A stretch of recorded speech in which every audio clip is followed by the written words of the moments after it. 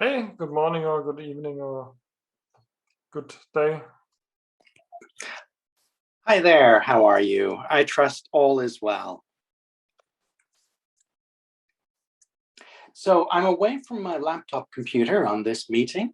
And in that case, what I'm going to do is just talk us through the antitrust slide. The Linux Foundation has an antitrust policy that can be found on our website, and it governs all of our meetings to ensure that we can have an open collaborative space where everyone gets to contribute and everything is balanced and fair. If you have any questions about our antitrust policy, please just ask me. And if you're from a Linux Foundation member company, then you can also reach out to our council, Andy Updegrove. Now, today's meeting is a catch-up in general. I wanted to say that we've had some interesting developments around Openchain in the last few weeks, but maybe the most important thing is that we're having a M&A summit this week. This was mentioned via email and so on earlier. On the 28th of April, we'll be having a summit at the same time as this, at 2 p.m. UTC. This M&A summit is going to be interesting. It's going to be run by our Openchain partner companies. So it's essentially going to be some law firms and service providers talking about what they've seen in the industry. And this is something that's been on our minds for a while. We know that our ISO standard for license compliance is used in M&A. And we're going to get insight through 5 presentations and a panel of how it's being used, how it's seen to be used across the industry in multiple geographies.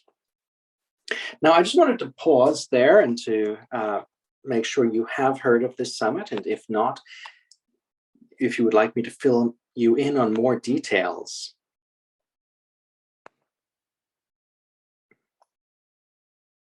Okay, I'm going to assume, first of all, you're all automatically on mute, but I'm going to assume you mean to be on mute. And we are going to be sending more details about the M&A Summit to the mailing lists several times this week, so everyone has a chance to dial in. The next most important thing is something that you're all very familiar with. It's got to do with our work on the security front. So our security reference specification has been out now for quite a few weeks, and we're accepting issues to be opened on GitHub. I'm just going to put into the chat the link in case you don't have it. Chris, who's been deeply involved with this, has stepped off the line for a few minutes, so we might come back to it when he returns. But basically, we have a release candidate of a reference security specification, which in the future could become a sister standard to our license compliance standard. It could remain a reference document, or it could become an optional component of the ISO standard. All of those things lie in the future, but the major decisions will start quite soon. The Openchain Steering Committee will meet at the end of this quarter to vote on what we will do with this reference spec. And for that reason, it's a very valuable time for you to take a look at it and to open issues to make sure we have things covered, concerns and criticisms are raised. The next thing I have is actually a question. Is anyone on this line going to Open Source Summit North America in Austin, Texas during June?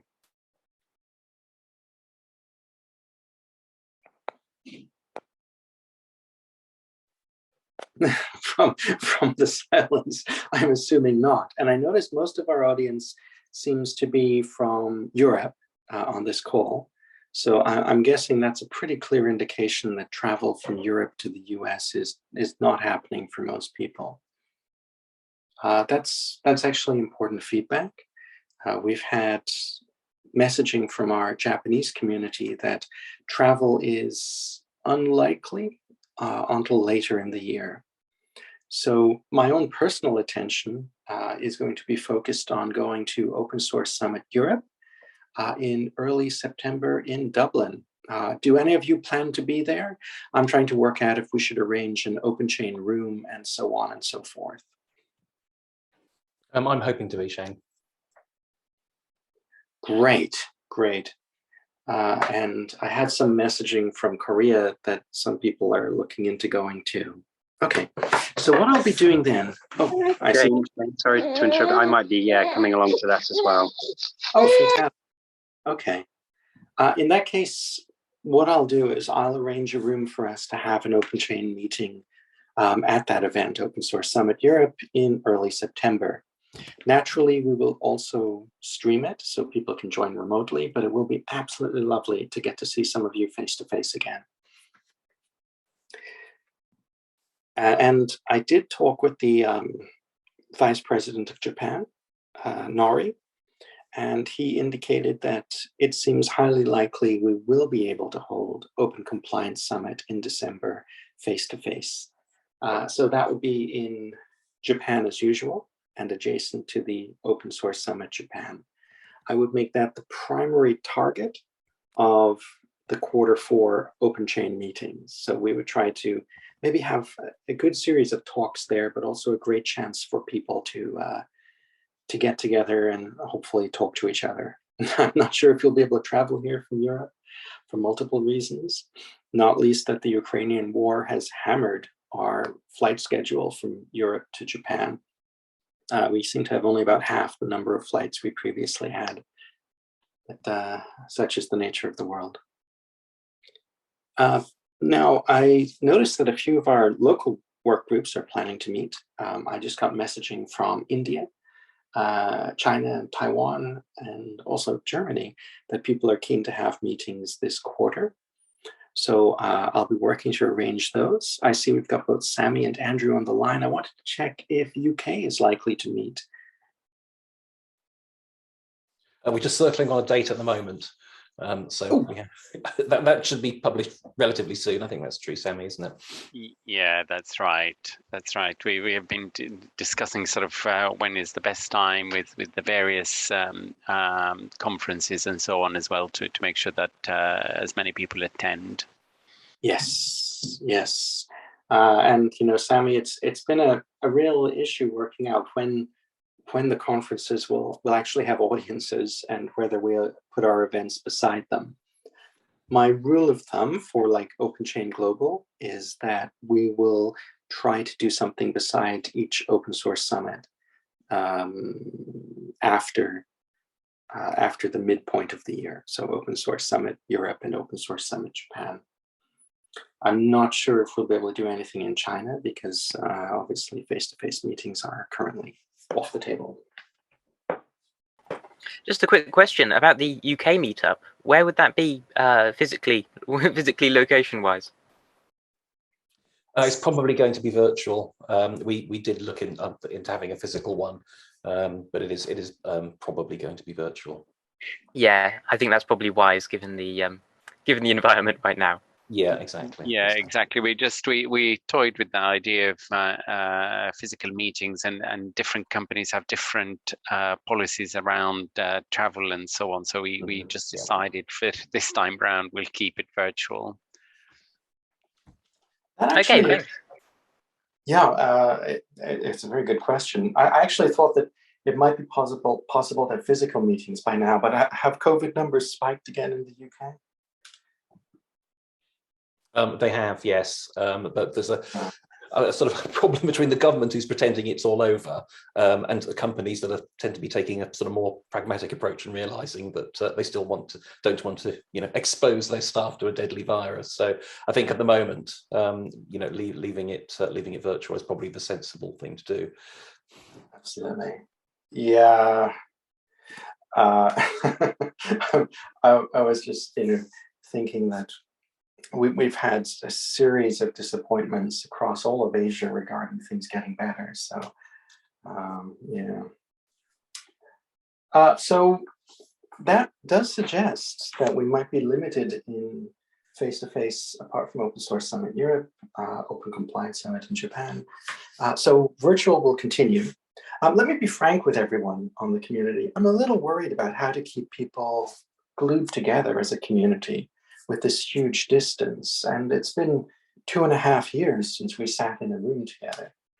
I would super value ideas and suggestions about how we make the community feel, well, welcoming to new people, fun for existing people, what we can do to, I suppose, keep the energy and make sure that we don't end up drifting apart by sheer dint of not being in the same physical space for years. Yeah, I mean the challenge with the old time zone, as you know, Shane, is really you do lose a number of people who can't attend because of that. So I mean, one of the things that we did within ARM, we have sort of an annual open source summit, an ARM internal meeting, and we did split it into 2 days so that and we didn't repeat the same things. We recorded the sessions, but at least it meant that we got a little bit more attendance than we would have if you had it just in a full day. Yeah. So that's an idea. Maybe we need to explore that. I guess the last sort of global meeting that I attended, it was really difficult because it was bang in the middle of the night for me at, I don't know, 3 a.m. or something. And after an hour, I just thought, actually, all of it is recorded, so I'll listen to it tomorrow. But you lose that sort of communication, live communication between people. I suppose that raises an interesting question. Would it be better for us to move from a bi-weekly schedule into a less frequent schedule, but sort of a more event moment, so that, as Sammy says, we run over, let's say, a couple of days, we have more scheduled activity going on? Is it time for us to consider that with the community?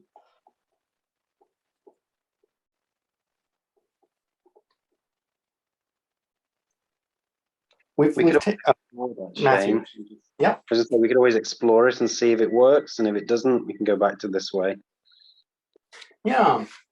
And I suppose we've dipped our toes into it we've had the mini summits. We had what was it? We had security, and then we definitely had something else. We're about to have M&A. And each of the mini summits attracted approximately 50 people. So, it is promising. Let's see how the M&A summit goes. Yeah, let's do that. Let's move off a bi-weekly schedule, move into a less frequent but more event-driven schedule, and see how it goes. See if we can consistently have 10, 20, 30 people attending. Because sometimes on the global calls, we only have 2 or 3 people, which obviously is not optimal.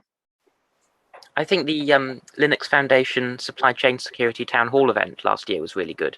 And it certainly had that sort of number of participants joining. Yeah. Yeah. So if that could be used as a model for a good one-day event running over a number of time zones, that could be really useful. That's great. I'm going to go and ask the event team about all the details of how they arrange that in the background, and let's see if we can replicate it. So we certainly have had interest in our mini summits, and it was surprising to me that we averaged over 50 people on each.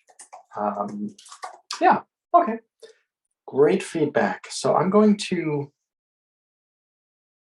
go to LF events and ask them about how they made the town hall click, and I'll swing back to everyone. Maybe we can institute this sometime for the next, before the end of this quarter in June.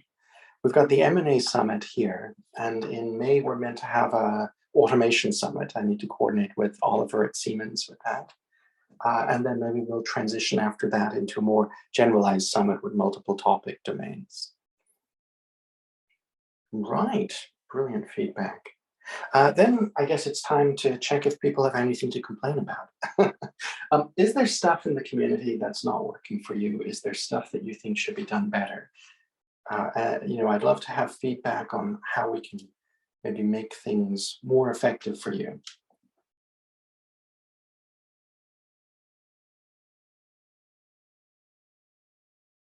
Well, there's no need to bring it up now, but do know that I am seeking feedback, and I'd love to make this quarter the time where in May and June, we make adjustments to the community. We try to make it as time effective and content effective as possible before we hit the summer break and so on. Right. The last major thing I had, and it's a curious thing coming out of China, I was just approached by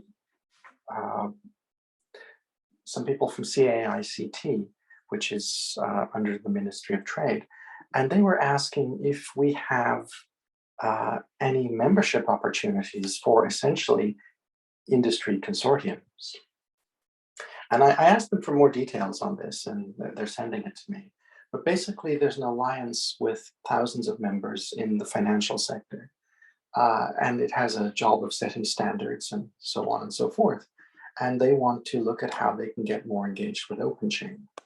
This isn't a huge surprise. We've been making traction with banks, but you know, a massive banking association is a new thing to engage with.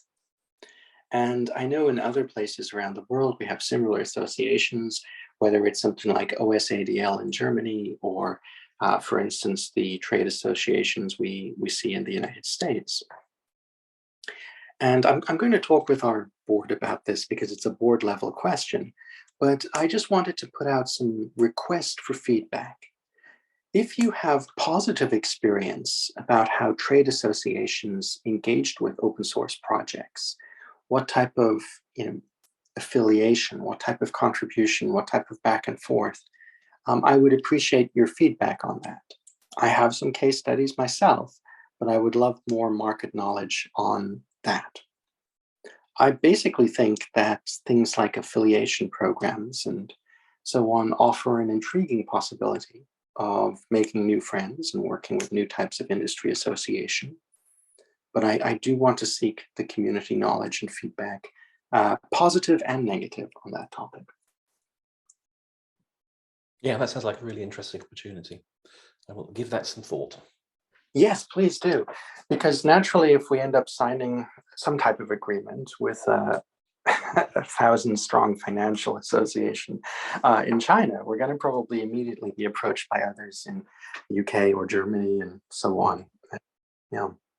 Which will be great. And speaking of that, I've been also approached quite a few times now by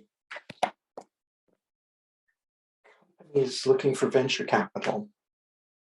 And right now, a lot of companies doing open source seem to be looking at Openchain and venture capital at the same time. So we're obviously going to cover M&A in 3 days. We're going to do a lot on that.